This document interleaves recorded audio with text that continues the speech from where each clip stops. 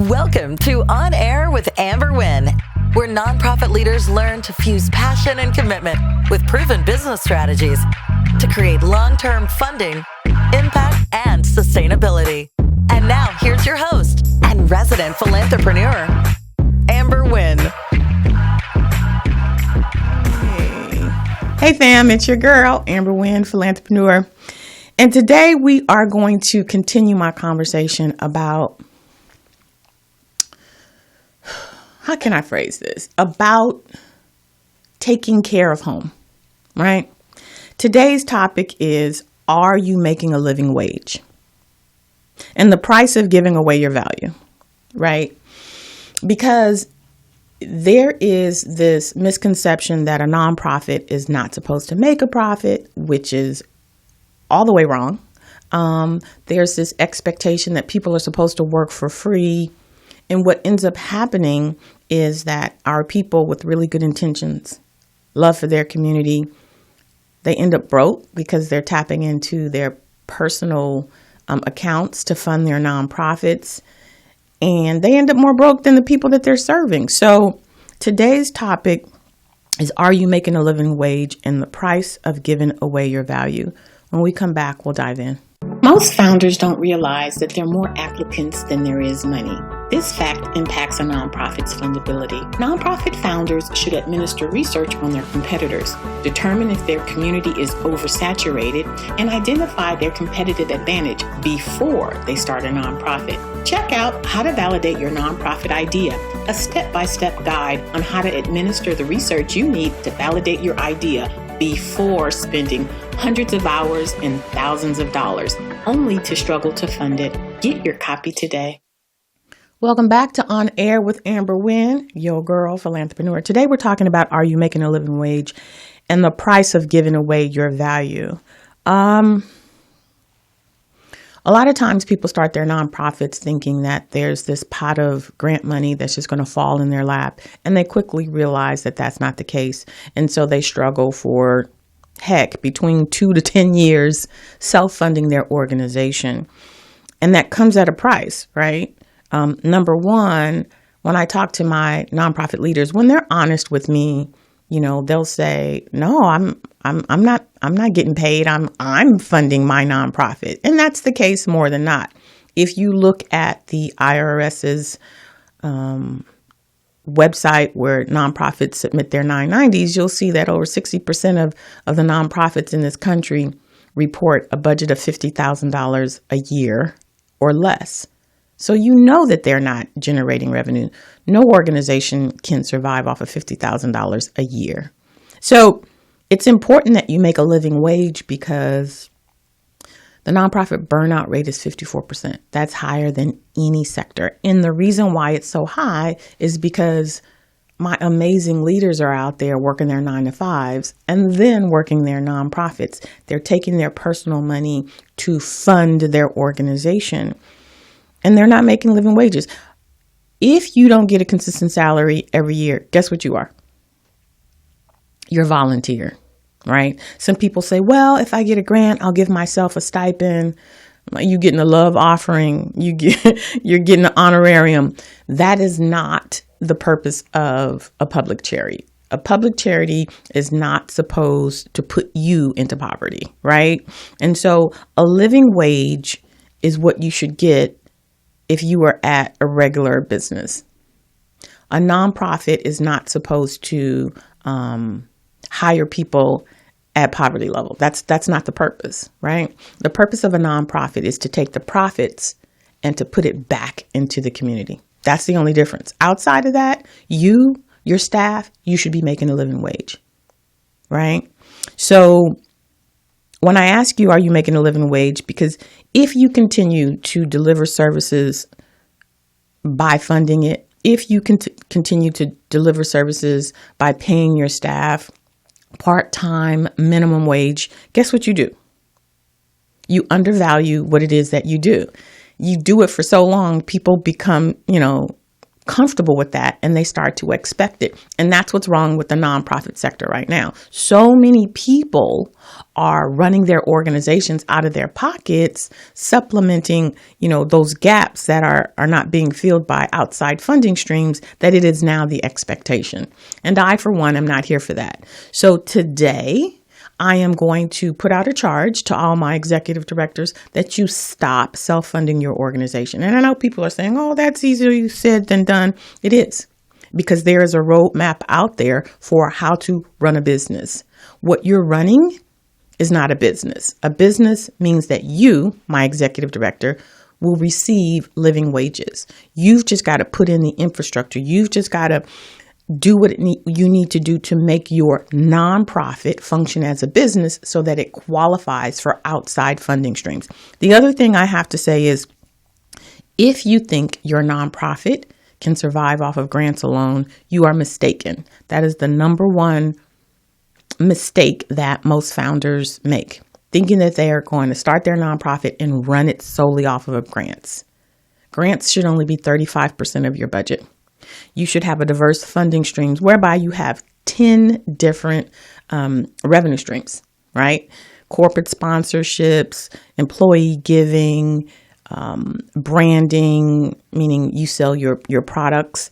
You should have 10 different revenue streams, and grants should only be 35% of your whole entire budget. If that is not your formula, if that is not the case for you, if you've been trying to fund your organization solely off of grants, that is mistake number one. Mistake number two is trying to, scrimp by with getting everything donated to you. Again, your nonprofit is a business and it has business expenses. You have to pay for salaries. You have to pay for rent. You have to pay for program materials and supplies. That is what a business is. There are business expenses. So if you think that a nonprofit is supposed to be getting fully funded from all of this outside stuff, then you are mistaken. So the first thing that you need to do is to shift your mindset and to understand that you're running a business with a philanthropic purpose. Once you make that shift in your mindset, now you can start doing what it takes to build out your infrastructure so that you can qualify for these 10 streams of revenue. Right? Because people aren't going to just hand over money to a raggedy business. You have to look the part. There's systems you have to put in place. There are titles that need to make sense. As a funder, I'm looking for those red flags that says, is this even a bona fide nonprofit? So if you've been making up titles, if you are the president and the CEO, I'm not going to fund you. Because what it means is that you don't understand that the president is responsible for hiring and firing the CEO or the executive director. I see it right there. You don't know. So why am I going to invest hundreds of thousands of dollars with you and you don't even know what you're doing? So are you making a living wage? The answer is no. How do you get to making a living wage? It's by you stepping back, right? Maybe you take off for, 90 days. Go on hiatus and learn what it is you need to do to run your organization the way that the IRS says it's supposed to be run. If you keep doing the same things the same way, then you're going to get the same outcomes, right? If you pause and say, okay, I am going to learn what it is I'm supposed to be doing with this nonprofit, because the more you make it up, the further away you get from running a viable nonprofit. When you make things up, a funder can tell. They can tell in your budget. They can tell in your budget narrative. They can tell in your program narrative, in your program descriptions. It doesn't look like a bona fide nonprofit. In order for you to get to a living wage, you've got to get to diversified funding streams. You need to have 10 streams of revenue coming in so that you are consistently paid every month. It starts with running a bona fide nonprofit. And here's the thing. You create value when you say to a funder, this is how much it costs to run my organization. People say it all the time. If you undervalue your programs, people aren't going to take you seriously and they're not going to pay for it. You see it in the real world, right? You're undercharging, but those people who charge up here, people pay for it because they believe that there's value. Right? If your stuff is $2,500 and theirs is $25,000, you're like, well, you would think they would pay for the $2,500. No. The value is in the perception. And how do you value yourself? If you continue to work for free, you're saying that there's no value in what it is that you're delivering. So I am going to encourage you to just stop with the running on this rat wheel, right? Stop and say, this is the year that I am going to demonstrate my value to these funders. I'm going to get my house in order. I'm going to create a funder ready budget. My programs and descriptions are going to look like programs and descriptions with measurable goals and objectives. I am going to recruit a seasoned board because your board reflects your leadership, regardless to whether you're the founder or not. A funder is looking at your board. So if you have your cousin and you've got your roommate, but they know nothing about nonprofit sector, that impacts you. All of this is a part of you making a living wage. You will never get to the point where you can secure funding consistently if your organization is raggedy schmaggedy. So it starts with you stopping being real about what you're putting out into this space because it matters. And, people get frustrated with me when they're like, I'm doing this work. And yes, you are. But if you want somebody to invest 6 figures into your organization, you can't expect somebody to write you a check and your stuff look raggedy. And these $5,000, $10,000, they just keep you on that nonprofit poverty cycle. $5,000 is like $20. It goes like that. $10,000 is like $25. It goes like this.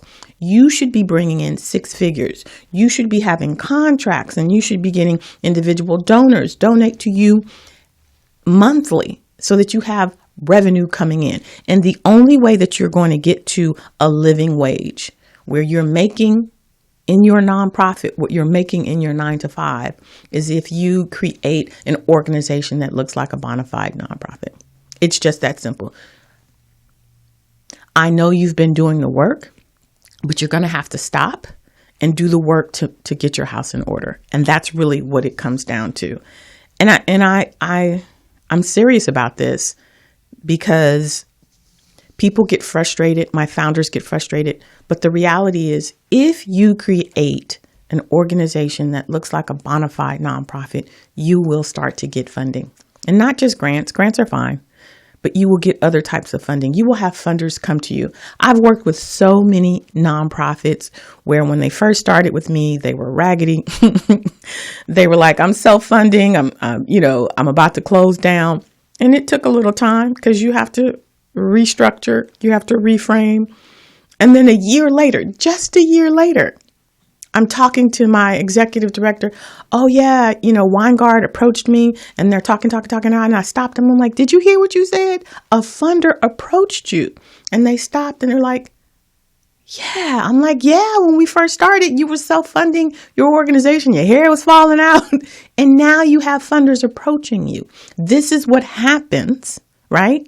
You go from 30,000, right, to 120,000 in a year. It's happened for multiple clients of mine, tripled their revenue, their salary, because they got their house in order. It is unreasonable for you to believe that a funder is going to fund you when your infrastructure is raggedy. It is unreasonable. It is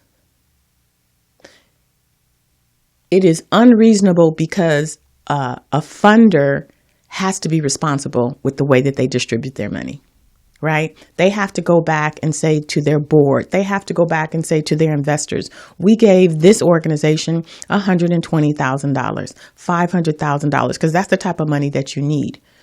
But if they give it to you and you can't even produce a financial statement, you can't even tell them how you will show them that you made an impact, right? Measurable goals. And if you can't do that, you don't think that their board, that their investors are going to say, why would you even fund that organization? Because that's what they're going to say.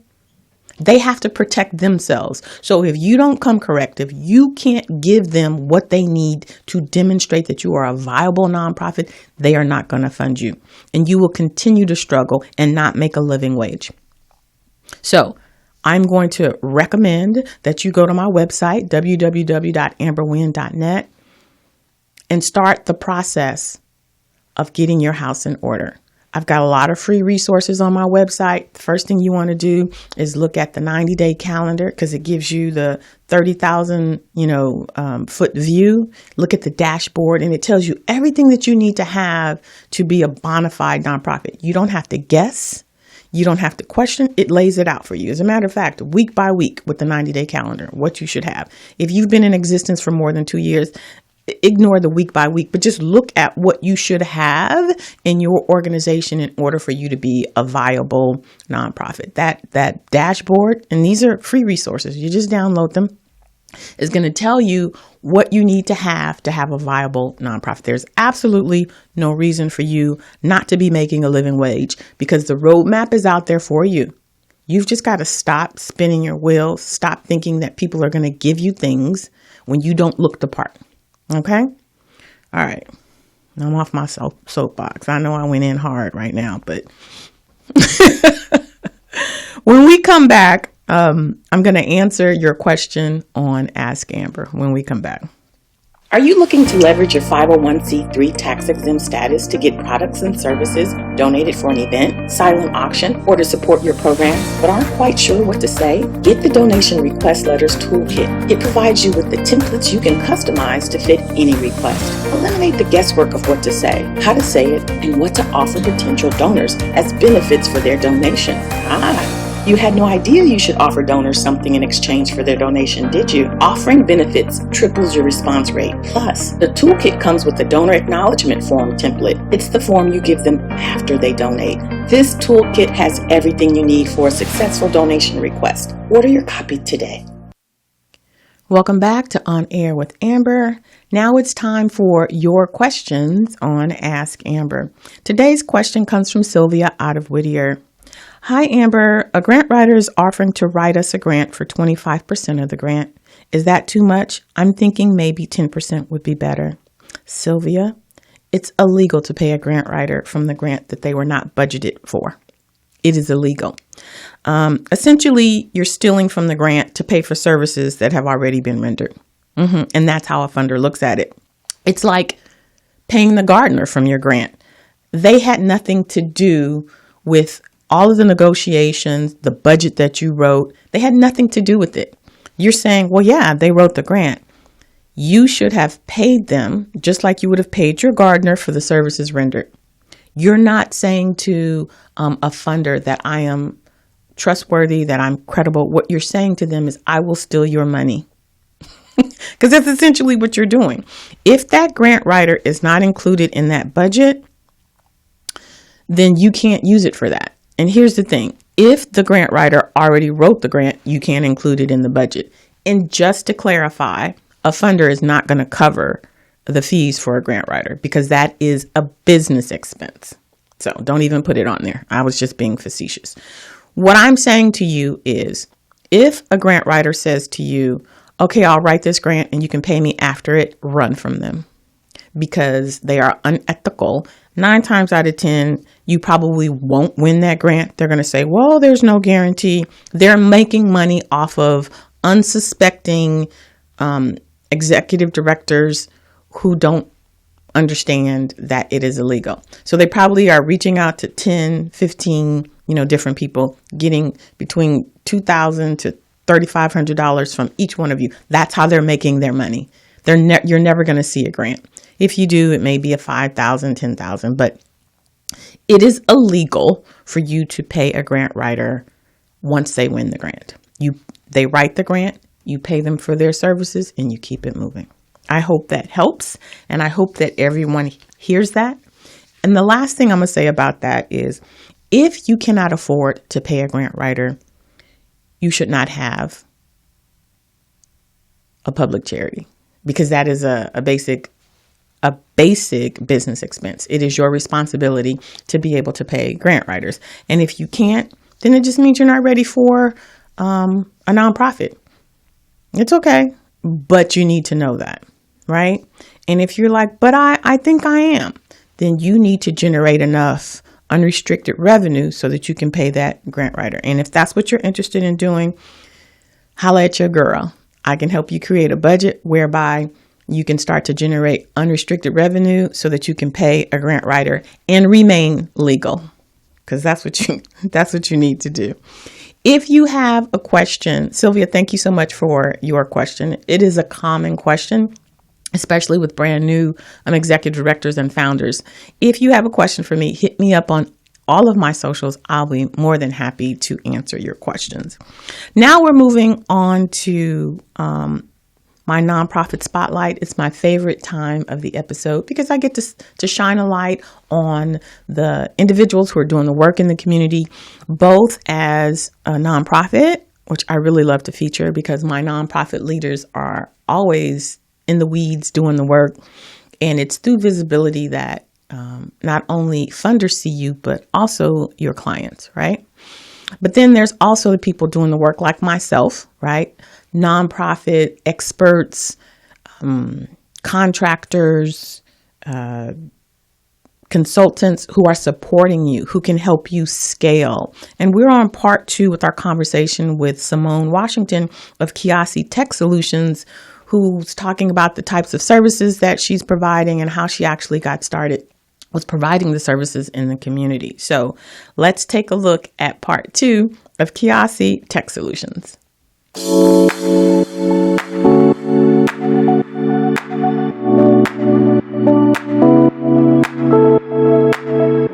Like, technology is here, and technology includes tools that makes our lives easier. We can do things faster. We can get more exposure. It's really here to help us with what it is that we're trying to do.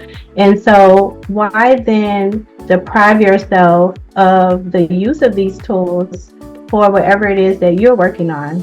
And so I really just strive to eliminate the fears and the apprehensions that people have surrounding technology, and really show them that you're not going to break your laptop or your iPad if you try, this software. Or if anything happens, we have ways to bring it back, so don't be afraid to explore, because what's different about learning technology and learning other skills and other things is that the way that you really learn is by jumping in hands-on and getting in there and trying it out and figuring it out. That is how you learn the technology. And so if you're afraid to even touch the device, then you're really doing yourself a disservice. And so part of what I do is just really guide people and show them how indestructible these devices are and how it's okay to go in and explore. And then they go off on their own and learn other things once they, get that first, handoff into the technology world.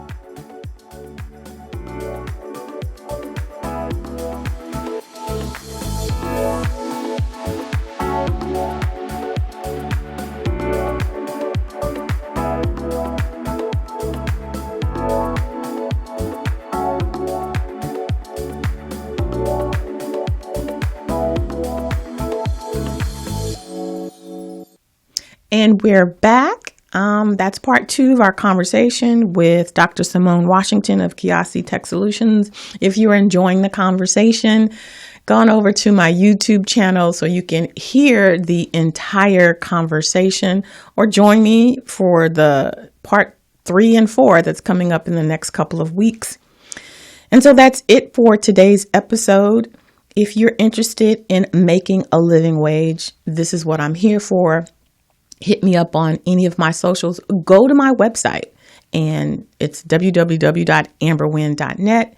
Get some free resources, but really learn what it takes to shift your organization from a struggling volunteer-led organization to a thriving nonprofit business.